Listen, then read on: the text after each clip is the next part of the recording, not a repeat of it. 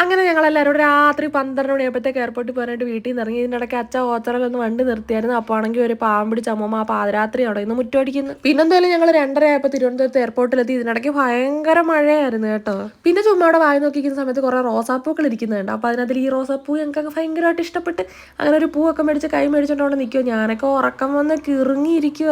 പിന്നെ എന്തായാലും കുറച്ചു നേരം കൂടെ അവിടെ നിന്നപ്പോഴത്തേക്ക് വേണ്ട വന്ന് നമ്മുടെ സിസ്റ്ററും ബ്രദറും ഇവരങ്ങ് ഗൾഫിൽ നിന്ന് വന്നപ്പോൾ വലിയൊരു ഗിഫ്റ്റുമായിട്ടാണ് വന്നത്. അപ്പോൾ ആ ഗിഫ്റ്റിനുള്ളതാണ് ഈ റോസാപ്പൂ. ആ ഗിഫ്റ്റ് പക്ഷെ ഇപ്പം കാണിക്കാൻ പറ്റത്തില്ല കേട്ടോ, ഒരു 2-3 മാസം കൂടെ കഴിഞ്ഞ് കാണാം. എന്തായാലും ഗൾഫിലെ ചൂടിൽ നിന്ന് നാട്ടിൽ വന്ന അവർക്ക് മഴ കണ്ടപ്പോൾ സന്തോഷമായി. ഞാൻ പക്ഷെ ഭയങ്കര ഡൗൺ ആയിരുന്നു. വേറൊന്നുമല്ല, രാത്രി ഉറക്കം നിന്നാലും വിഷം നിന്നാലും എനിക്ക് പെട്ടെന്ന് ഗ്യാസ് കയറുകയും ഇതിനിടയ്ക്ക് ഞാനൊന്ന് ഛർദ്ദിക്കുകയും ചെയ്ത്. അങ്ങനെ തീർത്തും ആവശ്യമായിരുന്നു. പോയ വഴിക്കെല്ലാം കട നോക്കി, ഏതെങ്കിലും കട തുറന്നിരിപ്പുണ്ടോ. ഞങ്ങൾ MC റോഡ് വഴിയായിരുന്നു പോയത്.